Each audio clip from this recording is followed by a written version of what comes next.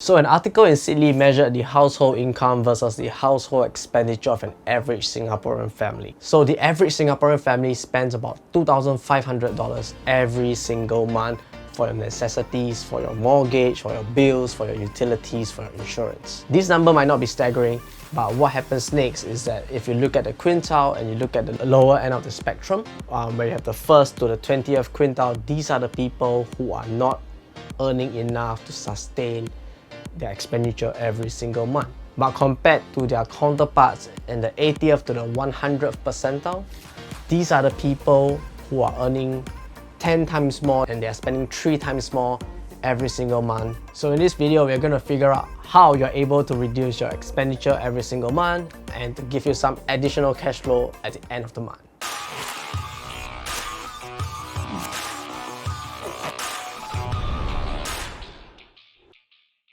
Hi guys, my name is Jordan and welcome to my channel where we talk about personal finance and everything in between. So living in Singapore isn't really the cheapest in the world. In fact, we are ranked one of the highest cities to live in. So according to the MOM, which is the Ministry of Manpower in Singapore, the average Singaporean earns $4,563. So I got no idea where they did their survey or where they got these stats because even I don't earn that much. So in the earlier part of the video, we actually spoke about how much an average Singaporean household spends every single month, and the lower end of it is about $2,500 every single month. But let's look at what we spend on every single month, and that will give you a better picture of how expensive it is to live in Singapore. So the first item we have is housing, and everybody needs a roof to sleep, to stay and to feel safe, be it any country in the world. So the Singapore government actually built government housing called HDB, and these are actually offered to the locals with some grants, with some subsidies. But on average, if you are single or if you are married, staying in a government apartment, this will cost you about $1,500 to probably $2,000 or $3,000 every single month as your mortgage or installment, depending on the kind of loan you take. Is it a government loan or is it a bank loan? Depending on the location you're staying in, is it a central location? Is it a location near the city? Or are you staying far away from the city? And it also depends on the type of housing you get. So the bigger the house, the more expensive it's going to cost. And 50% will actually be paid by CPF, which is our Central Provident Fund. This is actually a retirement savings account that we have that the government set up for us, and every single month that we are working, we contribute a little bit to this fund, and our employer contributes a little bit as well. We can also use it for housing. So let's say if 50% of our mortgage is covered by CPF, that means a couple will probably pay about $750 every single month, which works out to $375 per person per month. So the second item we have on the list is actually utilities. So with a house, you'll probably need utilities, and this is a pretty sensitive issue because electricity tariffs in Singapore has been increasing for the last few years. So as of December 2019, the amount of increase was actually 3.5%. Because this range is different for every single household. For this example, I'm going to be using my family's average utility bill every single month as an example. And so we spend about $600 a month on utilities. So this includes our water, our electricity, our internet, our conservancy charges. So this average out to about $120 per person because we have 5 people that stays in this house. And for myself, my phone bill comes up to about $35 every single month. This is for my mobile phone that has my data plan, my calls and whatever. So let's put this number up as well. So number 3, we have food. Singapore's a pretty diverse country, so we have food from a lot of places, a lot of different races, and a lot of different cultures. So food can be really, really expensive here, especially when you have very, very expensive taste buds. So for this example, I'll be using my own spending on food every single month, eating pretty frugal food, food that isn't too expensive, but once in a while, with some nice indulgence here and there. So on average, I spend about $15 a day for food. On the weekends, we do eat something nicer, and sometimes on the weekdays, I spend a little bit lesser because of my job. Sometimes the food is being catered for me during the shoots. So on average, it's about $15 a day for the whole month, and that comes up to about $450 a month just for food. Alright, so the fourth item we have on the list is transportation. So if you are living in a country, you're probably working there and earning an income, and then you need to have transportation to bring you from point A to point B. So for transportation itself, because I stay a little bit further from my workplace, but I do take the public transport a lot, and I spend about $200 to $220 every single month. This is just for my transportation from home to work, and sometimes from work, you know, I go out with my friends, we hang out. I do take the taxi once in a while, or we use Grab, which is a private hire, but this isn't something I do very often, probably once or twice a month. So a survey back in March 2019 shows that 92% of Singaporeans are actually very stressed from work, and the global average here is only 84%. So that is pretty staggering. That's a very scary number to look at as well. So recreational wise, this is a big industry in Singapore. We have a lot of places here that allows you to have fun, to just unwind, to just relax. So an article from Money Duck actually shows that the average expenditure just for recreational or entertainment in Singapore itself for Singaporeans from $150 all the way to $1,000 every single month. So this really depends on the kind of lifestyle that you have, the kind of entertainment that you do as well.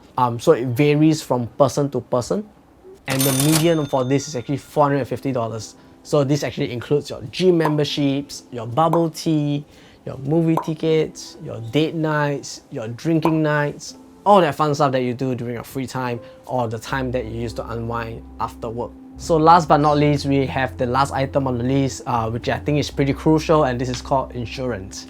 So on average, a Singaporean spends about $400 every single month just for that insurance. So as you can see, every single month, everybody has to spend some money somehow or rather to continue living in the country, be it whether it's a high cost of living or a low cost of living. Every single month there is always expenditure to be there. So when it comes to creating wealth or increasing your savings, personally I feel that there is two parts to it. I did cover one part of it in a previous video. I'll link it in the description down below so you guys can have a look at it, and that is really to increase your savings. But here's the thing, you cannot save as much as you earn, and that is a known fact, because if you're earning $100 a day, you cannot be saving $100 every single day, because you need to eat, you need to move around the country, you know, you're gonna pay for summer stuff as well. So the second way to do it is to reduce your expenditure, but this can be very uncomfortable and it requires a lot of discipline. However, the rewards from this is that it allows you to create spare cash flow every single month, probably a couple $100 or maybe close to $100. By saving the extra $100 every single month, this enables you to use a high-yield savings account that can allow you to compound your money. And ideally, it should help you create more wealth, and it gives you more options in life as well. So let's talk about how we can reduce our expenditure every single month. So the first way to reduce expenditure every single month is to set a budget. Budgeting can be something that is pretty tough to do because you're not able to forecast what's going to happen next month. What you can do is to use your spendings for this current month and to use it as a guide for the month after and the month after. So this allows you to stay in check with how much money you spend on things that you're not supposed to spend on. For example, buying that new camera, or buying that new mic, or buying 10 cups of bubble tea every single week. So by setting a budget, this allows you to control your money a lot better. The better you are at controlling your money, the better you are going to be growing your wealth. So point number 2 is to use debt the right way. Using of credit cards can be something frowned upon greatly because if you don't have discipline, you might end up swiping your card every single time you have the chance to, or tapping it, because now PayWave's in trend. You go like toot, toot, toot, toot, toot. So if you are able to use credit cards to your advantage, this can reduce your debt, because certain cards give you cash rebate, just like the sponsor for today's video. I kid, I don't have a sponsor yet, but by using the Standard Chartered's unlimited cashback card, this gives you 1.5% cashback. Do take note that do not use your card just to buy things, just to get the cashback, because that's not the right way to do it. So for myself, I use my credit card to pay for my phone bill, my insurance, my transportation. So this actually reduces my cost in that sense, because I do get a 1.5% cashback every time I use it to pay for my bills itself. So the last point is actually to reduce the spending on unnecessary things. So for example, I wouldn't sign up for a gym because I can do running around my estate. Run, Forrest, run! You know, we do have exercise corners in the parks. It might not be the best place as compared to a gym with the facilities, but if I don't have to pay $100 every single month to just go into an air-conditioned gym to exercise, I do save that $100 and I get to exercise for free. But if you're able to put $100 every single month into a regular savings plan, that can greatly change your life, you know, in the next few years. So for myself, something else that I cut off is actually my digital music service provider. I do not pay a premium for it every single month, although it's only $10, but $10 if you go across a year, it's $120, which can be invested somewhere else and earning me a small sum of money. Because I do not pay a premium, I have to listen through advertisement for 30 seconds or 45 seconds or a minute that is inserted within my playlist. But that doesn't hurt me much because it's only 30 seconds and I will just probably listen to the advertisement. It might be interesting, it doesn't hurt me. But what will hurt me is that if you don't smash the like button down below, that will hurt me a lot. So all these steps are pretty hard to follow. It requires a lot of discipline. It's going to be very, very uncomfortable once you start the first few months, or probably even the first 6 months that you're going to go into. It's going to hurt a lot. It's going to be very, very uncomfortable. It takes a lot of getting used to. But the future self is going to thank you a lot because you're able to save a little bit of money every single month that can become a huge sum of money in a couple of years' time. However, do not beat yourself up if you're not on the same level as your peers, you know, who are around your age, sometimes even younger than you, having a lot more wealth than what you have. Because every single person is different. You know, our timelines are all different as well. But don't forget that every single day that you're alive is another day for you to grow your wealth and for you to improve your life as well. So I'll be sharing my portfolio of stocks I have in the link down below. It's actually a link to my website where I post a blog about my journey with dividend investing. I'm going to share my portfolio with you guys so you guys can take a look.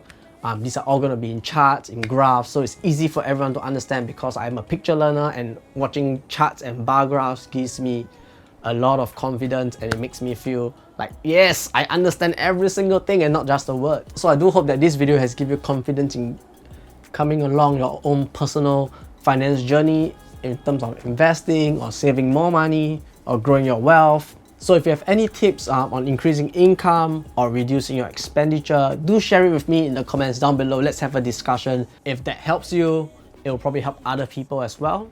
And if you do like this kind of content, do remember to smash the like button down below, hit subscribe, and I'll see you in the next video.